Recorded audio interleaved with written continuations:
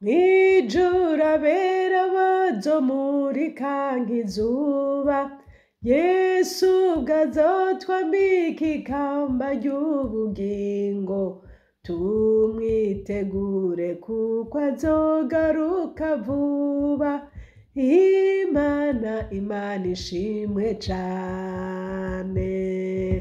Mwijuru abera bazomurika nk'izuba, Yesu ubwo azotwambika ikamba ry'ubugingo, tumwitegure kuko azogaruka vuba.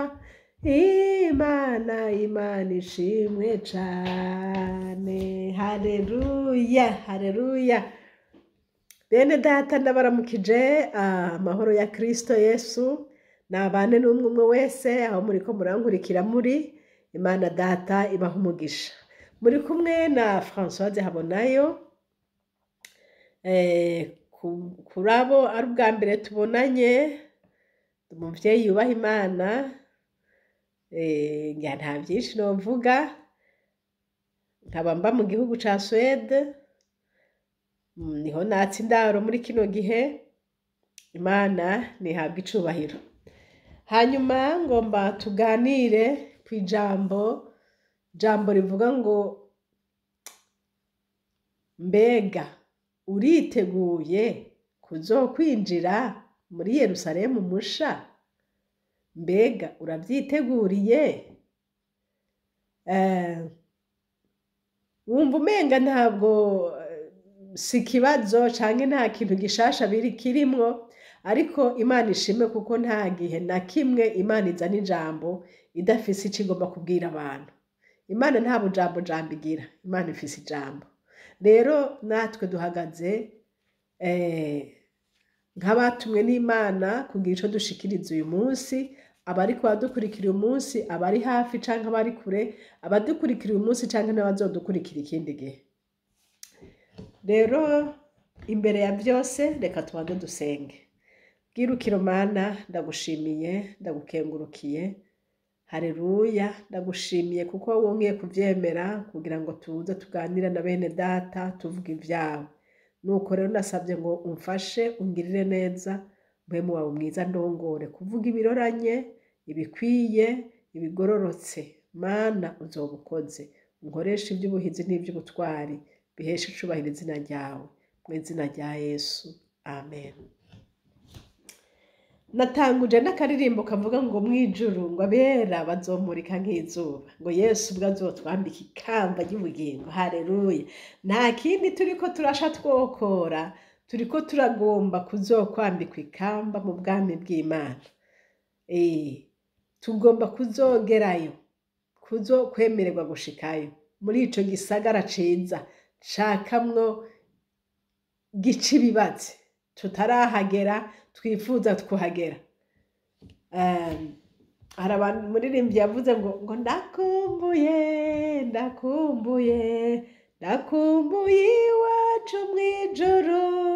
iwacu mwijuru kumana, mu gihugu c'abakijijwe. Haleluya. Ni wacu, ni kumana, ariko ngo ni igihugu c'abakijijwe. Imana ishimwe. None rero mwene data uri kunkurikira, ndabizi ukurikira ishene kubera yuko ukunda ivya Yesu. Abadakunda ivya Yesu ntibashobora no kwinjira ngaha. Oya. Abadakunda ivya Yesu hari ayandi mashene abenteresa, hari ayandi mashene bakurikira, ariko wewe nshuti yanje uri kurankurikira, nuko hariho ico wifuza ko Umwami Yesu Kristo yoguha muri iyi video uri kurumviriza. Rero ikinzanye nta n'ikindi, nzanywe no kukwibutsa ivy'uru rugendo twatanguye bwo kuja mwijuru. Mbega iyo umuntu agira afata isafari, tuvuge iyo umuntu agomba kuja i Buraya, tuvuga ari mu gihugu co muri Afrika, abanza kumenya ngo mbega hari klima iyihe, mbega harashushe, mbega harakanye, mbega batwara iki, mbega bitwaza iki. Ikindi umuntu yibaza, mbega kuri aeroport basaba ibiki, mbega byose ndabifise ibyo mbwirizwa kwerekana kugira ngo ninjire mu ndege. byose ubanza kuba wabyiteguriye, kuko utabirondeye ngo ubimenye ni hahandi ushika ugasanga ntiwemerewe kwinjira, kandi wari wumva umenga byose birakunda, kandi hari yuja uwo menga baragutegereje kushika, ariko ugasanga kubera utamenye ingene binjira ibyo basaba ntibabitunganije.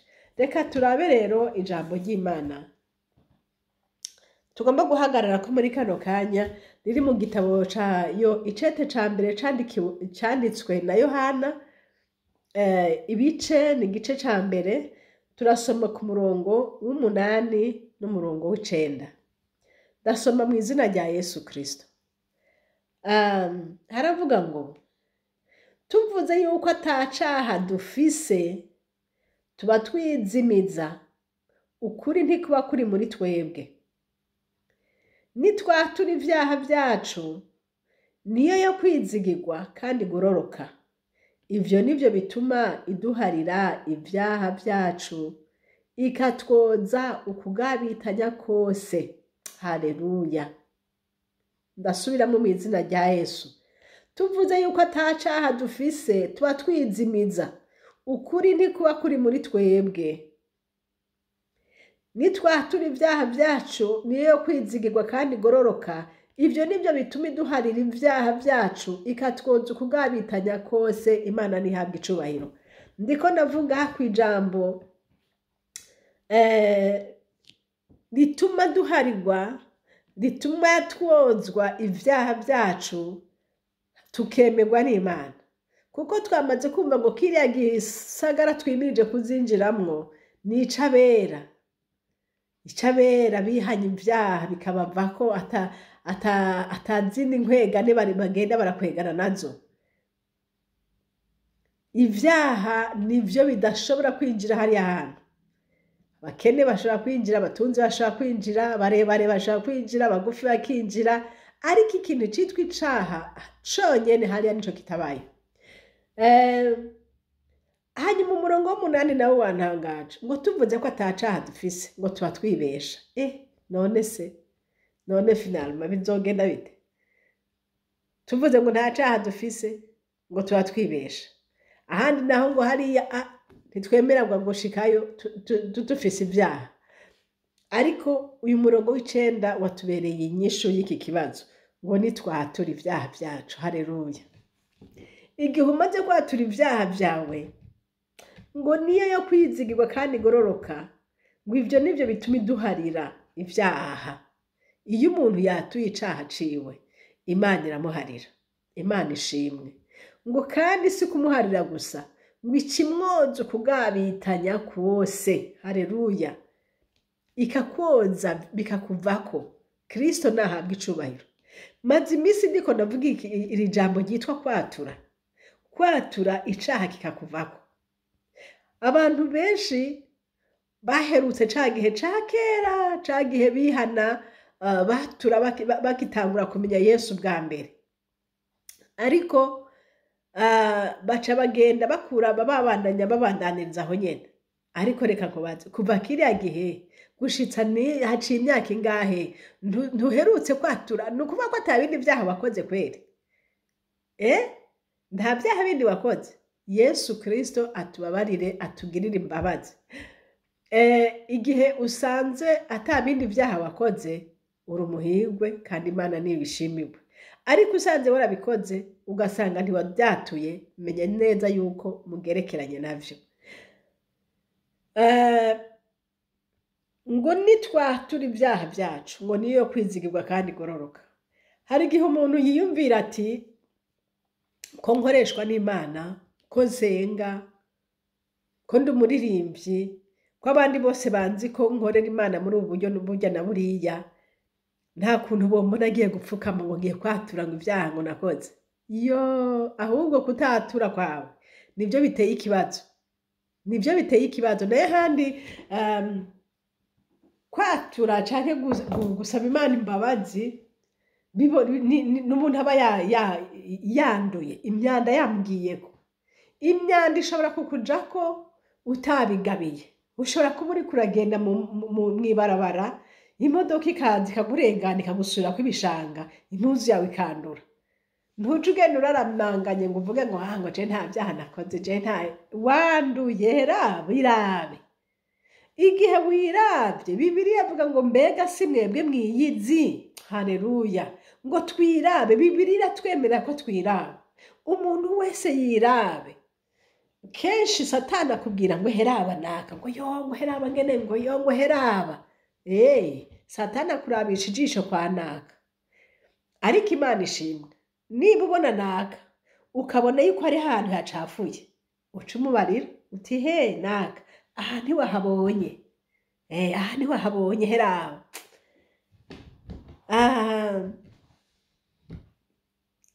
igihe umuburiye ubugize igikorwa ciza cane kuko kumbure ntiyabibonye ariko ese icompa nawe bakakuraba icompa nawe bakakuraba bakashobora kukwereka bwa bubi utiravyeko ariko iyo aba wavyiravye ukabona aho impuzu yacafuye uba wahatunganije Imana nishimwe ijambo ry'Imana rivuze ngo mbega ngo nitwihana tukatura ibyaha byacu bica bihanagurwa Imana nihabwa icubahiro ubu rero haza ikibazo cyo kuvuga ngo none mbega iyo umuntu agiye imbere y'Imana agapfukama akayibarira hari ingorane ntibiba biheze nasanze hariho ahantu bigoye hari igihe umuntu ashaka kurondera n'umuntu yaturira akamubura sinabizi ko mwebwe bihora bibashikira ukamubura pe ukamurondera ukarondera ukabura rero igihe wabuze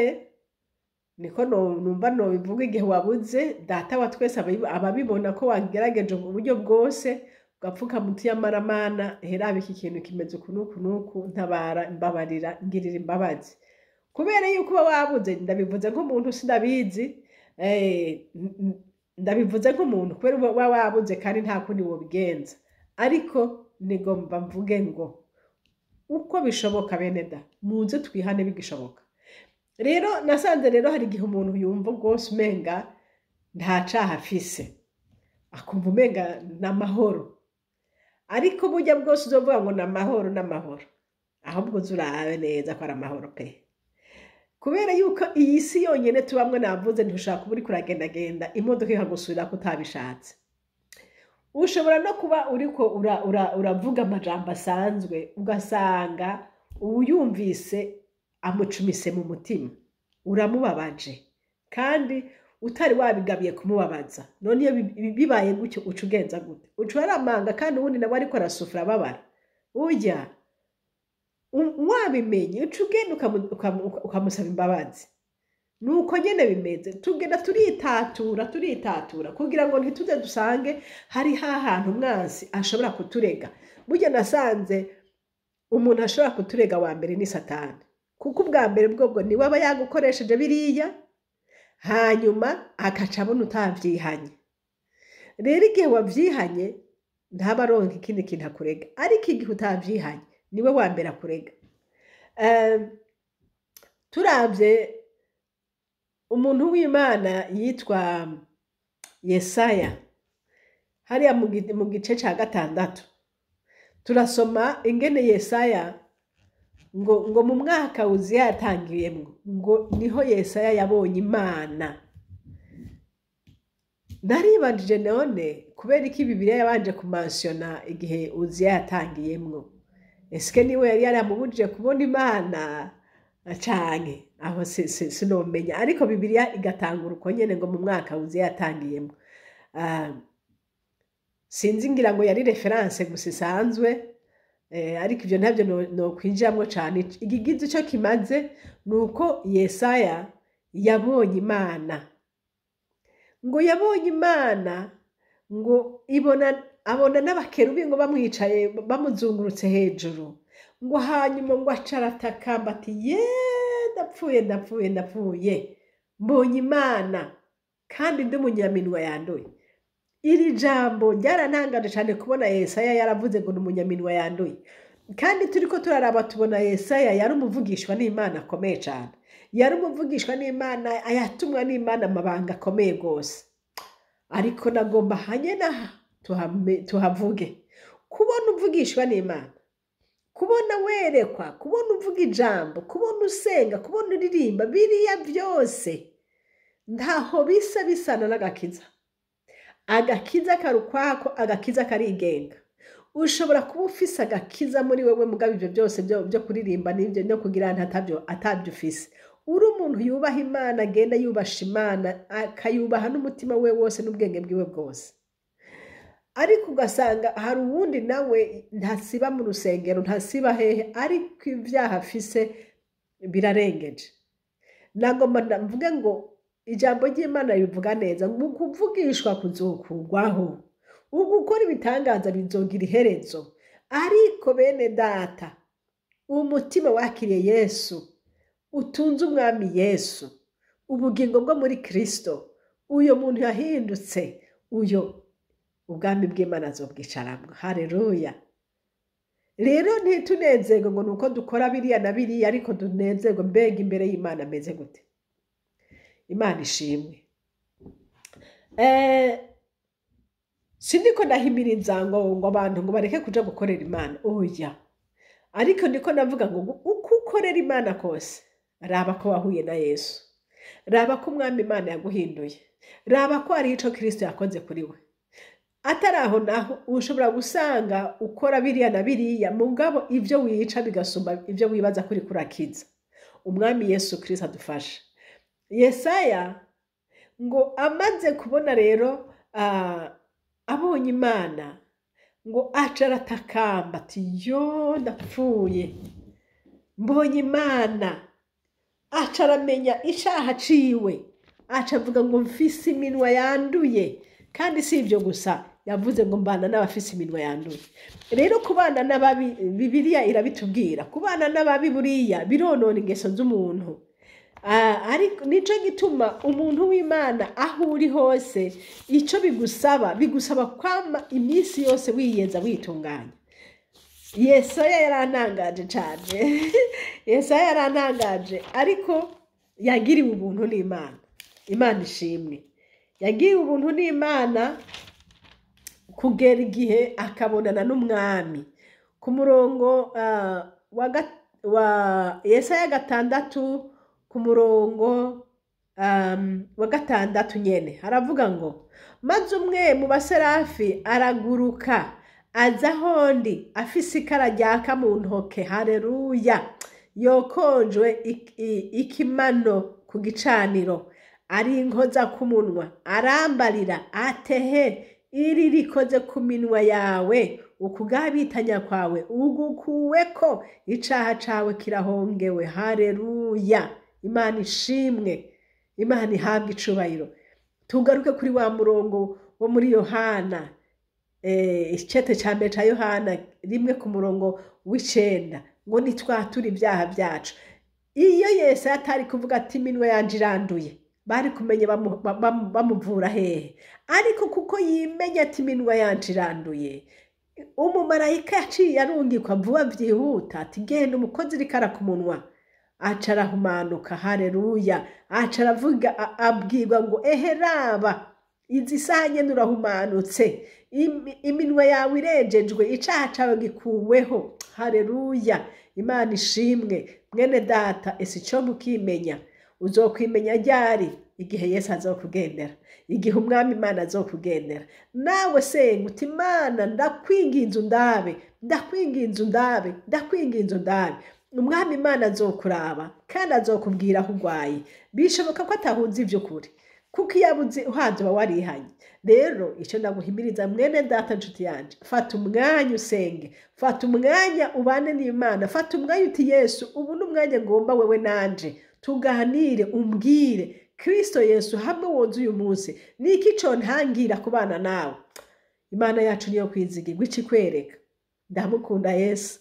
Abo twaganiriye ejo nababwiye nije ndatinya no kwegera, kuko iyo negereye Imana yamenyereka ibyaha byanje. Nta no munsi mpfa kuba nayibajije ikimbwiye atehe iki ye baba we, none bizohera ryari? Ubundi niwe yavuze ati bizohera umuntu avuye mu isi, kuko muri isi twama mu ntambara. Ugira urihangana ukaza usanga uhuye n'ikintu urarandamutse, uvuga n'ishavu, uvuze gana uburakari, ugasanga ubabaje abantu. wagira ugasanga wahoze ukwidodomba kwabaye kwinshi mu izina rya Yesu. Rero mwami Imana dufashe kwegera Yesu nibwo biduhesha ubugingo beneda. Ntiwijajare ngo uvuge ngo byaraheze, ahubwo gumana na Yesu, wegere Yesu, gumusenga, fata umwanya wo gusenga, fata umwanya wo gusoma ijambo ry'Imana, fata umwanya wo kwihererana na Yesu, nawe umwami Imana azotugirira neza. Imana nibahezagire, Imana nibaha umugisha. Nayo majambo nari ngomba kuganira namwe ngo dufate umwanya twegera Imana. Yesu yagiriwe ubuntu, nawe ubwo buntu uzobugirirwa. Umwami Imana azokwiyereka, uzohinduka, uzohindurirwa niwamara kwimenya ububi bwawe. Hari abandi bantu babajije ati Yesu nkora iki ngo nze ndaga ubwami bwawe? Aramuyaga ati ibi nibi narabyitondeye. Yesu ati kweli okay, basi genda ushore bya bindi ufise byose ubigabirira aboro. Akoze ku mafaranga agakora ku mutima ukwikunda, byaciye byanka ngo yaciye agenda. Kuki ntiyemewe iyo nama agiriwe n'umwami, kubera yuko byabaye ibimubabaza, ibyo adashobora. Ariko aho nyene ubudashobora Yesu abagomba kukwereka ati ntiwijajare ngo meze neza, aha naho uragwaye. Kandi Yesu nakwereka aho ugwaye, mwene data nshuti yanje, ucuca bugufi wihane, Yesu arakugirira neza. Imana nibaha umugisha, Imana nibagirire neza. Mwari kumwe na Françoise Habonayo, nari ndabakumbuye, mugira neza kunsengera, kandi Yesu abahezagire. Iyi shene turiko ni shene Habonayo, kandi izi nimero za telefone ni zindi sinahinduye, ni +46 768 00 65 46. Imana data ibampera umugisha mwese, amena. Mana ndagushimiye, haleluya, ndagushimiye Yesu, ndagushimiye kuko mpaye kuganira na bene data. Mana ndagushimiye iki kintu cyo kwihana, iki kintu cyo kwatura. Ndasenza Imana ngo kibe mu muntu wese akwizigiye, umuntu wese akwemera kuri umwami n'umukiza wiwe. Umuhe kwatura no gutunga imitima itabagiriza icaha mu izina rya Yesu Kristo. Mwami wanje ubidushoboze ngo kuko ijuru ni iry'abera, ijuru ni iry'abejejwe. Mwami Yesu ndabigushimiye kubagirira neza, ufashe umwe wese umuha umwanya yo kwegerana nawe nk'uko Yesaya wamwiyeretse, na mwene data umwiyereke, nanje usubire unyiyereke, byose bigende neza nk'uko ugomba mu izina rya Yesu. Amen.